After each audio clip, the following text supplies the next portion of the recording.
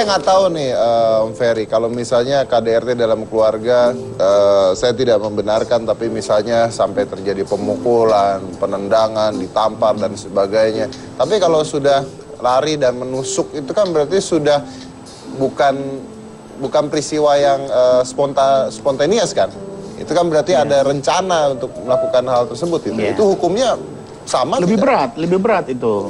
Jadi kalau direncanakan, itu kalau saya tidak salah pasal 47, itu kalau direncanakan bisa 4 tahun, bisa 5 tahun, bisa 15 tahun. Oke. Nah terus kalau misalnya seperti ini, bisa sampai berapa lama itu hukuman? Sampai terjadi penusukan dan sebagainya gitu? Loh, itu penganiayaan berat ya. Kalau diambil delik umum, itu kan biasanya di KDRT pasal berapa diuntukkan dengan pasal 353. 353? Iya, itu berat. Atau 351 ayat 2. Oh ya, ayat 2. Waktu di BAP 351 ayat 2. Ya, ayat 2. Tapi kemudian pada saat hari ini kebetulan tadi itu sidang terakhir keputusan vonis. Iya, keputusannya. Dan di situ ternyata pasalnya berubah menjadi 351 ayat 1 dan dia diputuskan bahwa dia melakukan proses penahanannya selama 6 bulan. Dan dia udah 4 bulan di penjara, jadi cuma sisa 2 bulan. Jadi Januari dia bebas. Saya ya. Itu udah di luar koridor saya ya untuk berbicara ya. Itu. Tapi kalau saya hanya memberikan pendapat. Kalau saya kan nggak ngerti hukum, jadi saya juga bingung juga. Oh memang segitu kali, saya nggak tahu juga gitu. Itu juga memang ada tanda tanya besar. Kenapa di penyidikan begitu? Nah, bicara tentang tanda tanya besar, Om Ferry. Ini kasus Nikita, contohnya. Kalau menurut cerita dari Nikita, jadi gini, kita kan harus melihat dari dua sisi ya. Maksudnya karena di sini kebetulan Anda berdua menjadi bintang tamu saya, kita lihat dari sisi Anda.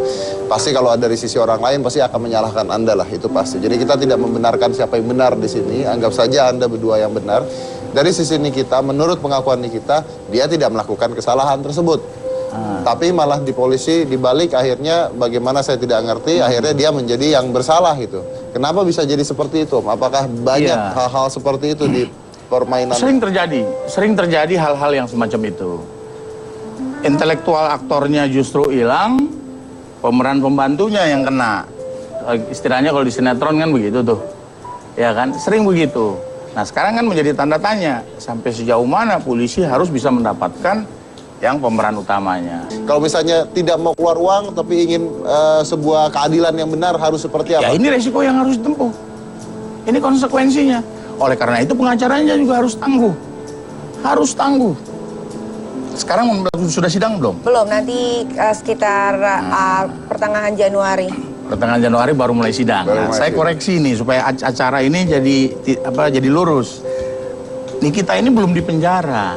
Dan ingat, kata penjara itu pada waktu zaman Belanda.